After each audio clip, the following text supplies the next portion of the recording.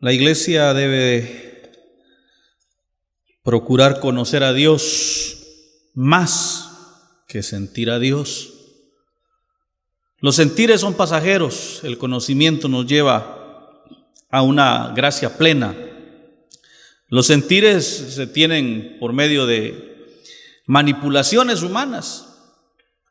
Uno es tan manipulable que si yo le digo que cierre sus ojos e imagine que tiene una rodaja de limón en la mano y que se va a echar el limón en la boca y usted empieza hasta a sentir el sabor. Esas son las emociones. Y le dicen a uno: levante las manos y sienta, ore, llore, hermano, dígale al Señor, repita conmigo. Pero si no conoce la Biblia, mi hermano, está perdido. Hay gente que llora en los altares, pero no cambian sus vidas. Realmente conocer a Dios es lo que interesa. Y por eso venimos a la palabra del Señor con hambre y sed de Él cada vez que se nos da la oportunidad. Si usted viene a la iglesia y le aburre el mensaje de la palabra de Dios, le aburre el conocer al novio, entonces usted no está enamorado o enamorada del novio de la iglesia, que es Cristo Jesús. La iglesia no es un negocio donde uno compra privilegios con ofrendas y diezmos. La iglesia es la novia de Cristo. Y eso hay que entenderlo. Que si estamos aquí es porque le amamos. Nuestro agradecimiento a los medios, a Faro Estéreo en 105.9, www.radiofaro.es.tl y www.faroestereo.blogspot.com, Radio Maranata en www.stereomaranata.listentomeshow.com, a Radio Visión en Santa Catarina Mita, Jutiapa en 106.9, a Radio Dios de Pacto en www.diosdepacto.net y www.radiodiosdepacto.com, a Radio Visión 101.1 en San Pedro Sula, Honduras, a Radio Manantial de Vida en 89.3 del FM en Pueblo Nuevo, Esteli, Nicaragua. A nuestra audiencia a través de YouTube, nuestro saludo esta noche. A los hermanos del canal El Buen Pastor TV, Canal 5 de Porticable en San Manuel Chaparrón, y a los seguidores de la página Puro Evangelio de Jesús, nuestro saludo muy especial. Abrimos nuestras Biblias en la carta a los Hebreos, capítulo 11. Hebreos 11. Señor, te damos gracias por esta porción de tu palabra que tenemos frente a nosotros. Danos sabiduría y entendimiento, Señor, para que esta palabra caiga en buena tierra, Señor. Queremos ser buena tierra para tu palabra. Por ahí dicen: buena tierra, siembra en nosotros. La Biblia habla de buena tierra cuando se refiere al corazón que ha de recibir la palabra.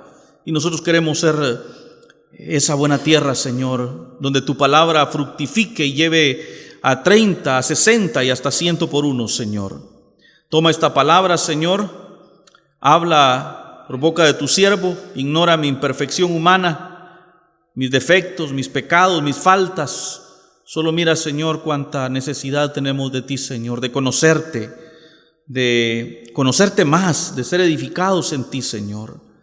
Por eso te ruego en el nombre de Jesús que nos hables.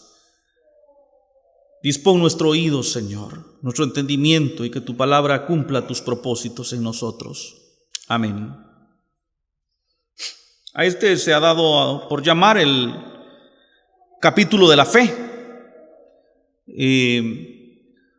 Un tema por demás estirado, manipulado, mal utilizado, porque se toman los versículos de forma aislada, sin considerar el contexto de lo que estamos leyendo. Y he venido insistiendo en esto, mis hermanos. Tenemos que ver el contexto de las cosas.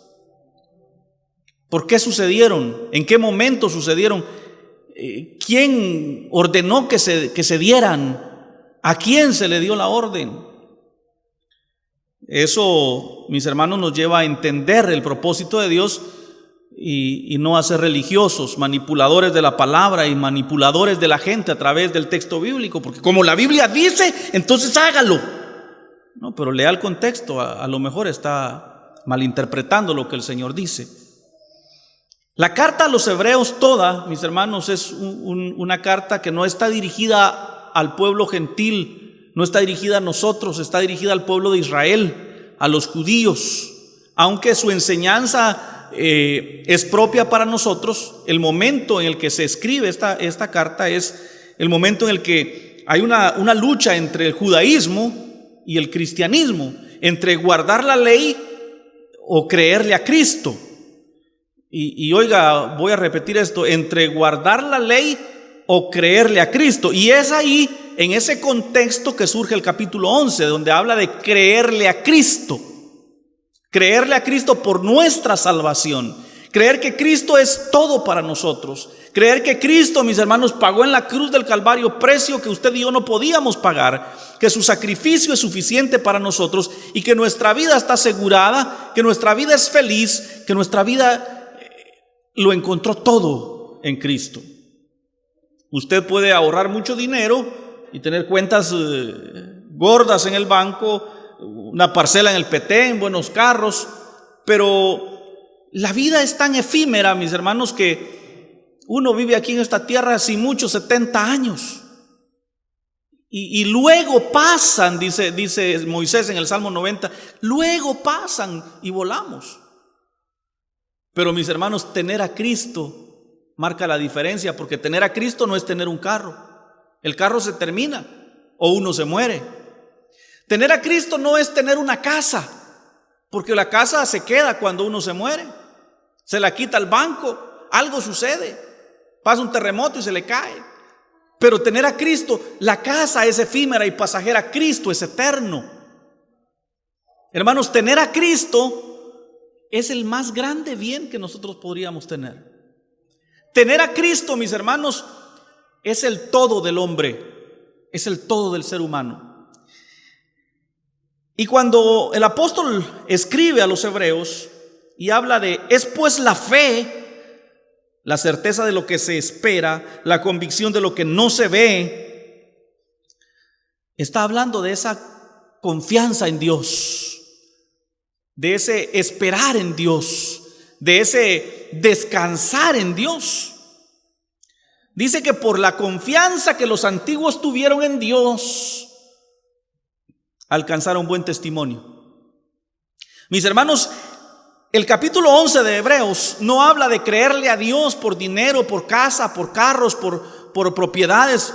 Habla de creerle a Dios para alcanzar buen testimonio delante del Padre.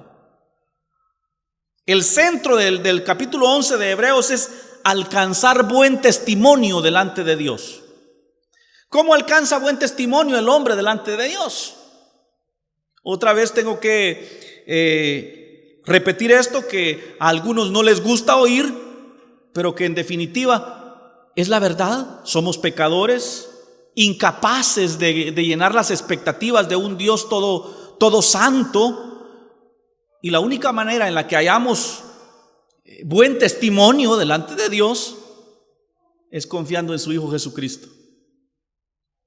Por eso dice, mis hermanos, por medio de la fe, por medio de creerle a Dios, alcanzaron buen testimonio los antiguos.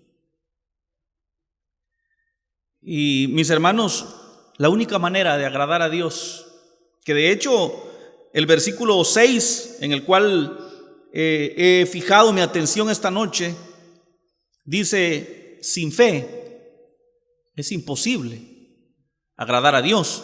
Y entonces la gente habla de una fe sobrenatural, sobrehumana, de una fe donde yo le creo a Dios por un carro nuevo.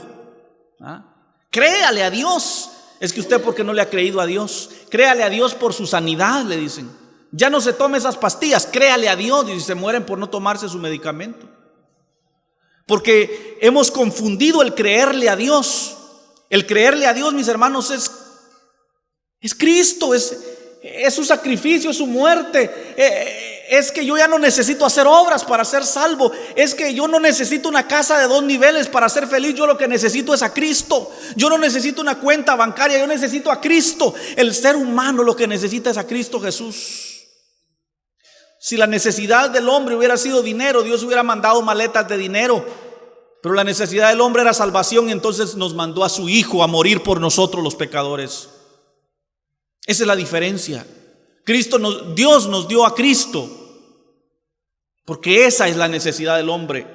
Y el hombre busca llenar su vacío, su necesidad, con dinero, con lujos, con esto, con aquello. Mira, hace poco tuve la ocasión de estar en una reunión donde una señora mexicana daba su testimonio de su negocio, de su trabajo, y contaba su éxito y decía: yo recibo un cheque de 300,000 pesos mexicanos mensualmente, algo así como 150,000 quetzales al mes. Y dice: tengo la casa que quiero, mis hijos estudian en los mejores colegios, tengo los lujos que quiero, las joyas que quiero, los carros que quiero. Solo a una cosa le voy tirando ahora, dijo: a mi felicidad, dijo. No era feliz. Yo me carcajeé delante de todos los que estaban ahí y les dije: yo soy feliz y no tengo nada. Si yo trabajo es para comprar los frijoles, pero yo ya soy feliz. Pero el hombre, mis hermanos, el ser humano anda buscando llenar su vacío con todas esas cosas. Y doy el testimonio de esta señora porque ella lo había alcanzado todo materialmente, pero le faltaba lo que yo tengo. Y es que usted debe entender que la única necesidad latente del hombre es Cristo Jesús. Por eso dice el apóstol Pablo: hambre, peligro, desnudez, espada. Toditito eso, mis hermanos. Aguantar hambre, pero quedarme con Cristo. Sufrir peligros, pero quedarme con Cristo. Ser perseguidos, de muerte, espada, dice, tribulación, pero tener a Cristo. Ese es el evangelio.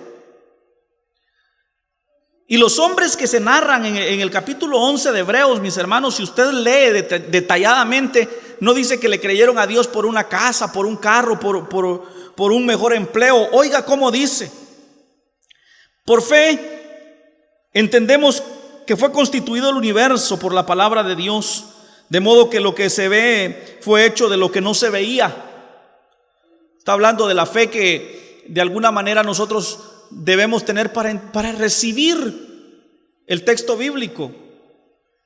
El hombre ha buscado respuestas a las grandes interrogantes de la vida.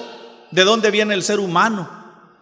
Y se inventaron de que, no sé, una reacción químico-eléctrica se fusionó y cobró vida a una diminuta célula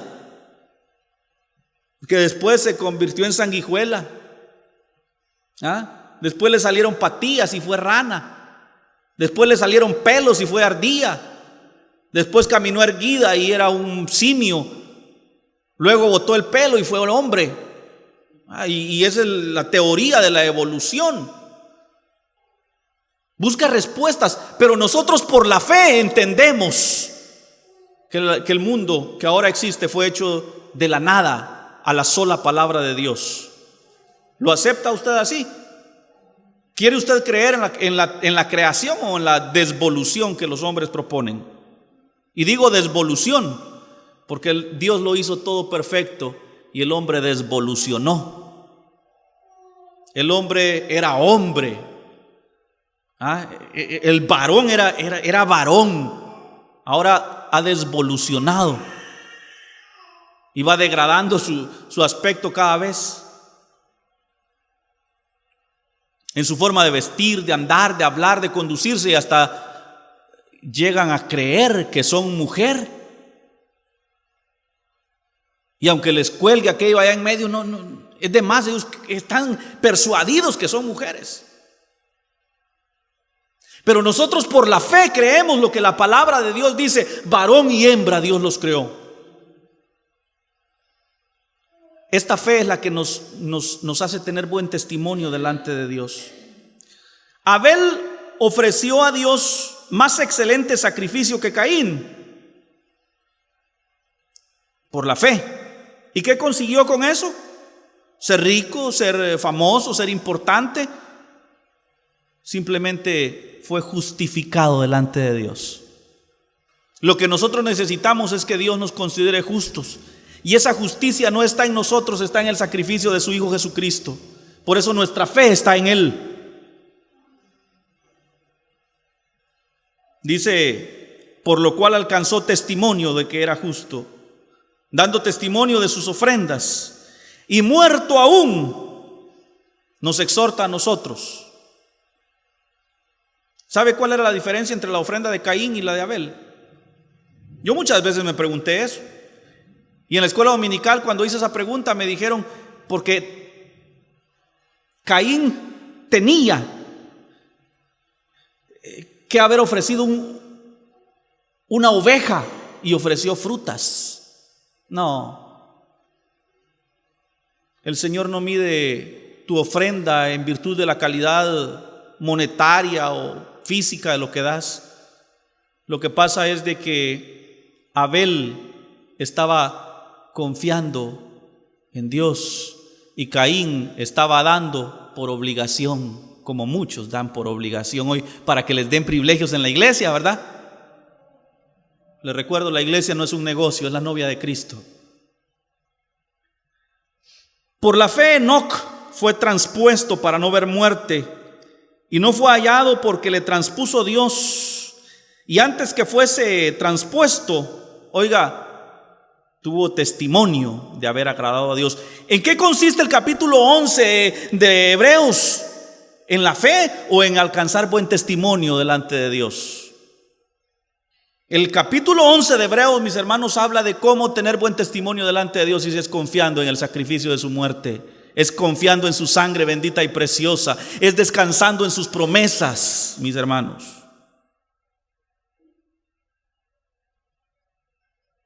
Pero sin fe es imposible agradar a Dios. O sea, ¿me entiende, hermano? Si el propósito aquí es agradar a nuestro Señor, y el camino es creerle. El camino es creer que Él murió por nosotros, su sacrificio nos cubre, que somos salvos por Él.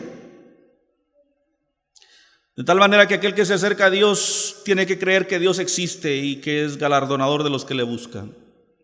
Por la fe Noé, cuando fue advertido de Dios acerca de las cosas que aún no se veían, con temor preparó el arca en el que su casa se salvase, y por esa fe condenó al mundo y fue hecho heredero de la justicia. O sea, simplemente fue justificado delante de Dios. Por la fe Abraham, siendo llamado por Dios, le obedeció para salir al lugar que había de recibir como herencia, y salió sin saber a dónde iba. Por la fe, oiga, por la fe habitó como extranjero en la tierra prometida, en tierra ajena, como en tierra ajena, morando en tiendas con Isaac y Jacob, coherederos de la misma promesa. O sea, por la fe, dice, vivió como extranjero, porque esperaba la ciudad que tiene fundamento. Oiga, Abraham no estaba añorando ser dueño de Canaán, esperaba una ciudad que tiene fundamento. Los cristianos de hoy están poniendo sus ojos en las cosas de aquí, en la tierra, cuando deberían de estar esperando una ciudad que tiene fundamento, cuyo arquitecto y constructor es Dios. Solo la fe, la verdadera fe, mis hermanos, nos hace ver más allá de lo que ven los ojos. La verdadera fe no es aquella que te lleva a conseguir grandes logros en esta vida. La verdadera fe es aquella que cuando eres probado, cuando sufres una enfermedad, cuando sufres una lucha, una traición, cuando te critican, cuando te calumnian, cuando te aborrecen, tu fe en vez de menguar se fortalece. Esa es la verdadera fe. Cuando quisieran echarte y te buscan la manera de acosarte, de desesperarte, no te desesperas, sigues confiando en Dios. Que nadie diga que yo lo eché, pero lo desespero, este desgraciado. Estoy confiando en Dios. Eso marca la diferencia.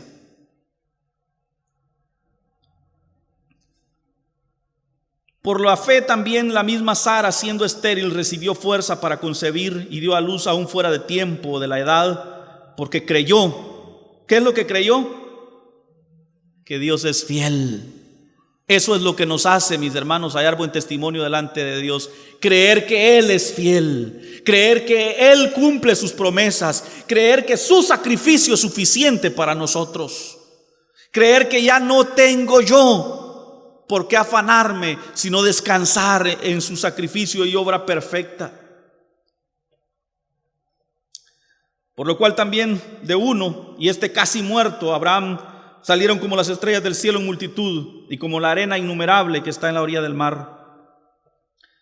Oiga cómo dice el versículo 13: por esta misma fe, por creer en Dios, por confiar en Él, murieron todos estos sin haber recibido lo prometido, sino mirándolo de lejos y creyéndolo y saludándolo y confesándolo que eran peregrinos y extranjeros sobre la tierra. Hermanos, por la fe es que uno muere creyendo en Cristo, aún pobre, necesitado, enfermo, abandonado, rechazado, viendo la promesa de lejos. Pero sabemos que Cristo vuelve un día y los muertos en Cristo resucitarán primero, y entonces se cumplirán sus promesas. Porque lo que esto dicen claramente dan a entender que buscan una patria. Pues si hubiesen estado pensando en esta tierra, en la Canaán de donde salieron, ciertamente tiempo tenían de volver, pero anhelaban una patria mejor, esto es la celestial, por lo cual Dios no se avergüenza de llamarse Dios de ellos, por eso les ha preparado ciudad. La fe, mis hermanos, la fe de la que habla Hebreos 11, es la fe de confiar en Cristo, de confiar en su palabra. Por eso yo decía al principio, hermanos, nosotros no necesitamos sentires. ¡Ay, qué chulo se sintió! Necesitamos entender la palabra, conocer al Señor de esta palabra, porque por el oír la palabra de Dios viene la fe, y sin fe es imposible agradar a Dios.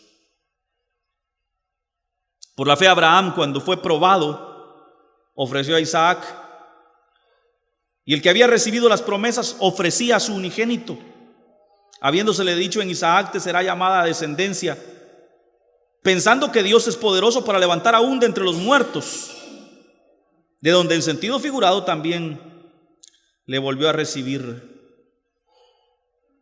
¿Cómo ve? Dios le dice a Abraham: dame a tu hijo, a tu único. Hombre, pero tú me dijiste que este único hijo, por medio de él me sería llamada descendencia. No, tú sacrifícamelo. Y dice Abraham: órale. Y se lo lleva al monte Moria y prepara el sacrificio.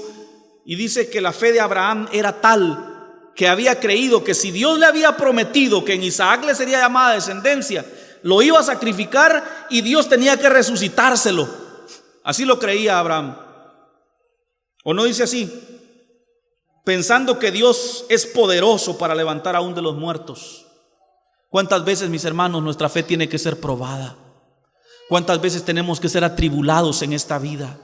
¿Cuántas veces tendremos que ser desechados, vivir como peregrinos y extranjeros y aún morir como muere un perro ante los ojos del mundo, pero confiando que allá después de la muerte tenemos promesa bendita en Cristo?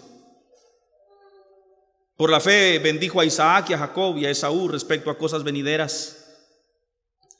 Por la fe Jacob, al morir, bendijo a cada uno de sus hijos, de los hijos de José, y adoró apoyado sobre el extremo de su bordón. Pero cuando dice por la fe, mis hermanos, otra vez le digo, por el estar creyendo que hay poder en Dios, que Él es poderoso, que Él es fiel a su promesa, se dieron todas estas cosas. Me llama mucho la atención el versículo 23, porque dice: por la fe Moisés, cuando nació, fue escondido por sus padres por 3 meses, porque le vieron niño hermoso y no temieron el decreto del rey. Pero por la fe Moisés, hecho ya grande, oiga, rehusó llamarse hijo de la hija de Faraón, escogiendo antes ser maltratado con el pueblo de Dios que gozar de los deleites temporales del pecado. Esa es la fe de los creyentes, hermanos. Negarnos a los placeres de este mundo, a las riquezas de este mundo, a los parabienes que este mundo pueda ofrecernos, a todas esas cosas que el diablo te ofrece. El primer predicador de la prosperidad fue Satanás. y le predicó a Jesús mismo. Le dijo: miras todos los reinos del mundo, todo eso te daré si postrado me adorares. Ese fue el primer predicador de la prosperidad. Le dijo: ¿quieres estar prosperado y ser dueño de todos los países del mundo? Adórame, le dijo. Sin embargo, un hombre que le creyó a Dios, Moisés, dice que rehusó ser el príncipe de Egipto y sufrir junto con el pueblo de Dios antes que disfrutar de los placeres temporales de este mundo. Porque el mundo es bonito, es agradable, tiene deleites, pero son temporales. Cristo es eterno. No le pidas a Dios una casa, pídele que tu vida esté plena del conocimiento de Él. La casa se termina, Cristo es eterno. No le pidas a Dios un carro, el carro se termina. Pídele estar lleno del conocimiento de Dios, porque Cristo es eterno, el carro se termina. Nuestra dicha es tener a Cristo, porque Cristo sí es eterno. La dicha de tener a Cristo es para siempre. Dice que Moisés tuvo por mayores riquezas el vituperio de Cristo que los tesoros de los egipcios, porque tenía puesta la mirada en el galardón que es Cristo mismo. Por la fe dejó a Egipto, no temiendo la ira del rey, porque se sostuvo como viendo al invisible. Por la fe celebró la Pascua y la aspersión de la sangre, para que el que destruía a los primogénitos no los tocase a ellos, confiando que la sangre de Cristo Jesús un día sería derramada para remisión de los pecados de la humanidad. Por la fe pasaron el mar Rojo como por tierra seca, e intentando los egipcios hacer lo mismo, fueron ahogados. Por la fe cayeron los muros de Jericó después de rodeados 7 días. Por la fe Rahab, la ramera, no pereció juntamente con los desobedientes, habiendo recibido a los espías en paz. Por la fe, ¿cuál fe? Por creer, mis hermanos, que Dios existe, que Dios es fiel, que su palabra es fiel. ¿Y qué más digo? Porque el tiempo faltaría para contarles de Gedeón, de Barak, de Sansón, de Jafté, de David, así como de Samuel y de los profetas. Porque por fe conquistaron reinos, hicieron justicia, alcanzaron promesas, taparon bocas de leones, apagaron fuegos impetuosos, evitaron filo de espada, sacaron fuerzas de debilidad, se hicieron fuertes en batallas, pusieron en fuga ejércitos extranjeros. Las mujeres recibieron a sus muertos mediante resurrección, mas otros fueron atormentados, no aceptando el rescate a fin de obtener mejor resurrección. Otros experimentaron vituperios y azotes, y a más de esto prisiones y cárceles. Fueron apedreados, aserrados, puestos a prueba, muertos a filo de espada. Anduvieron de acá para allá, cubiertos de pieles de ovejas y de cabras, pobres y angustiados, maltratados, de los cuales el mundo no era digno, errando por los desiertos, por los montes, por las cuevas y por las cavernas de la tierra. Y todos estos, aunque alcanzaron buen testimonio, no recibieron riquezas, no recibieron premios, porque Dios tiene algo mejor preparado para nosotros más allá. Y si usted lee del versículo 33 en adelante, la fe, mis hermanos, no nos lleva a vivir sin problemas. La fe no nos lleva a vivir sin enfermedades. La fe no nos lleva a vivir en abundancia económica. Oiga, ¿cómo vivieron estos hombres? Experimentaron vituperios, los azotaron, los pusieron en las cárceles, prisioneros, fueron apedreados, aserrados, cual murió Isaías, puestos a prueba, muertos a filo de espada. Anduvieron de aquí para allá huyendo, cubiertos de pieles de ovejas y de cabras, pobres, angustiados y maltratados. Esos son los hombres de fe. Nada que chineando los premios Grammy, ¿va? Con los aplausos del mundo. Escogieron, dice, antes ser maltratados con el pueblo de Dios que gozar de los deleites temporales de este mundo. Fe en Cristo, mis hermanos, acarrea buen testimonio delante de Dios y el cumplimiento de sus promesas cuando suene la final trompeta. Es tentador pensar en la fe como una especie de fórmula mágica que resuelve nuestros problemas. Si reúnes bastante fe, tendrás riquezas y salud y vivirás satisfecho y recibirás automáticamente respuestas a todas tus oraciones si tienes bastante fe. Eso es lo que te predican. Pero en realidad la verdadera fe te hace permanecer firme aún en medio de la adversidad. La vida no funciona de esa manera, mis hermanos. Mucha gente está engañada y vienen al evangelio para que Dios los sane. Y andan de iglesia en iglesia a ver dónde Dios les hace el milagro, a ver cuál predicador es el más ungido. Y cuando ven que no son sanos, dicen: Dios a mí no me quiere, porque si me quisiera ya me hubiera sanado. Dios te ama tanto que se fue a clavar a la cruz del Calvario con una corona de espinas y dejó que lo escupieran, que lo maltrataran, para que el pecado que pesa sobre tu vida fuese expiado por su sangre en aquel madero. Sí, pero sigues enfermo. ¿Y qué? A Dios no le importa tu situación, sino tu condición de pecador. A Dios no le importa que estés enfermo, triste, desesperado, angustiado, rechazado, maltratado. Toda esa lista que menciona el capítulo 11 de Hebreos, a cambio de que tu condición de pecador sea transformada a la condición de pecador perdonado. El autor de Hebreos repasa la vida de algunos gigantes de la fe en el Antiguo Testamento para brindar un conmovedor recordatorio de que la fe verdadera es distinta. La fe verdadera es algo más. Sin rodeos, el apóstol Pablo afirma en el versículo 6: sin fe es imposible agradar a Dios. ¿Pero cuál fe? Al descubrir, mis hermanos, que la fe verdadera es seguir confiando en Dios a pesar de las dificultades. El apóstol usa la frase sostuvo en el versículo 27. Por la fe dejó Egipto, no temiendo la ira del rey, porque se sostuvo como viendo al invisible. Hermanos, la verdadera fe nos lleva a sostenernos en medio de las dificultades.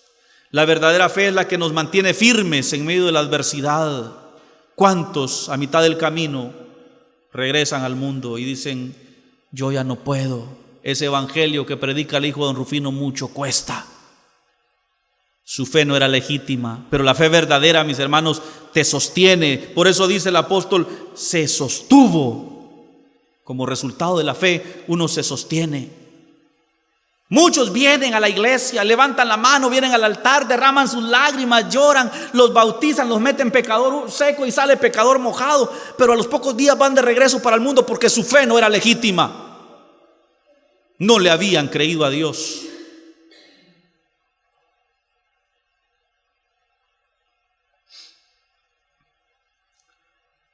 Algunos héroes de Dios triunfaron destruyendo ejércitos, escaparon a la muerte, sobrevivieron a los leones, pero otros no tuvieron finales tan felices en este mundo. Fueron azotados, apedreados, partidos en dos. Y el capítulo todo concluye con esta frase: y todos estos alcanzaron buen testimonio delante de Dios mediante la fe, aunque no recibieron mayores riquezas, no recibieron lo prometido. Este cuadro de la fe no encaja con la fórmula fácil que nos presentan de la fe. Y se sacan textos del contexto. Un hombre rico se acerca a Jesús y le dice: ¿qué debo hacer para ser salvo? ¿Conoces los mandamientos? Sí, los conozco y los he guardado, desde niño los he guardado. ¿Qué me falta para ser salvo? Y le dijo: vende todo lo que tienes y dáselo a los pobres. Y aquel hombre se fue triste. Y uno de los apóstoles le dijo: maestro, entonces ¿quién podrá salvarse? Y Jesús dijo esta frase que hoy es mal utilizada y dice: para los hombres es imposible, para Dios todo es posible. Y entonces cuando dice todo es posible, pues todo, ¿no? Entonces el carro, la casa, todo le es posible. Pero Jesús estaba hablando de salvación. Para el hombre es imposible salvarse, pero para Dios Cuando dice todo, mis hermanos, es porque, mire, la cosa peor que le puede suceder al hombre, al ser humano, es ser pecador. ¿Y quién nos librará de tal paupérrima condición, mis hermanos? Si nacemos pecadores, el semen del hombre trae la mancha del pecado, y el niño que nace trae el pecado en sus genes, en su genética, y desde que empiezan a tener entendimiento, ya que hacen berrinche, que ya se enojan y hacen, porque el pecado mora en nosotros, hermanos. Nosotros no pecamos y como consecuencia de que pecamos se nos da el título de pecadores. Nosotros pecamos porque ya lo traíamos en la sangre. Somos pecadores, y aunque usted no haya pecado, ya es pecador porque lo lleva en la sangre. No hay peor condenación, no hay peor maldición que pese sobre el ser humano. Dice la Escritura que cuando Adán pecó, maldición cayó sobre toda la raza humana, y venimos a un estado de muerte espiritual. Por eso le digo, a Dios, más que regalarte un carro, le interesa salvar tu alma, cubrirte con su sangre bendita y preciosa que Él derramó para salvarnos. Hacerte eternamente salvo es el propósito de Dios. A veces nos da victorias, pero otras veces nos lleva a sufrir grandes dificultades, calamidades y tristezas, en donde requiere que tengamos una firme determinación para seguir adelante, cueste lo que cueste. Respecto a estas personas que se mantienen firmes, cueste lo que cueste, dice el versículo 16: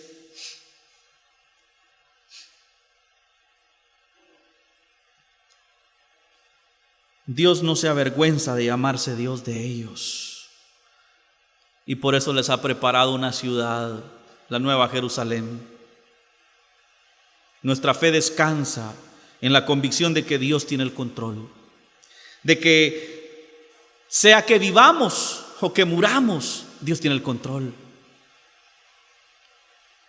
En necesidad o en abundancia, en riqueza o en pobreza, para bien o para mal, el Señor tiene el control.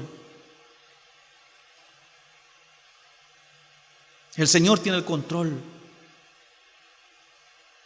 Que nos pegue la vida como nos quiera pegar, el Señor tiene el control.